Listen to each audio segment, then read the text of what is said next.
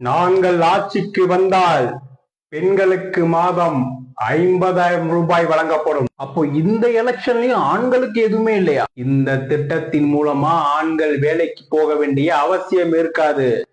இதுல இருக்கிற மறைமுக பொருளாதார வளர்ச்சியை நீங்க புரிஞ்சுக்கணும்.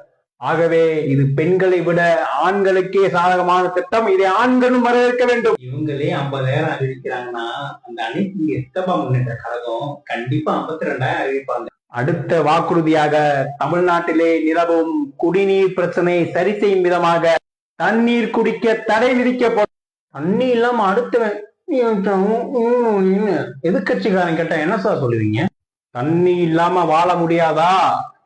ஏகாதிபத்திய எதிர்கட்சின்னு காட்டமா அறிக்கை விடுவோம்.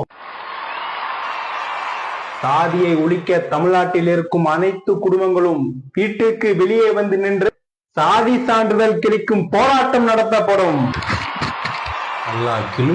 விவசாயிகளின் வாழ்வாதாரத்தை உயர்த்த அவர்களின் நிலங்கள் அனைத்தும் ஹைட்ரோ கார்பன் கம்பெனிக்கு வழங்கப்பட்டு அவர்கள் ஹைட்ரோ கார்பன் நிறுவனங்களில் பணிபுரிய அரசாணை விதிக்கப்படும். இது போக அனைத்து தேர்தல்களிலும் வழக்கமாக கொடுக்கப்படும் கல்வி கடன் ரத்து, நீட் தேர்வு ரத்து, ஆணவ படுகொலை தடுப்பு சட்டம், இது அனைத்தும் நிறைவேற்றப்படும்.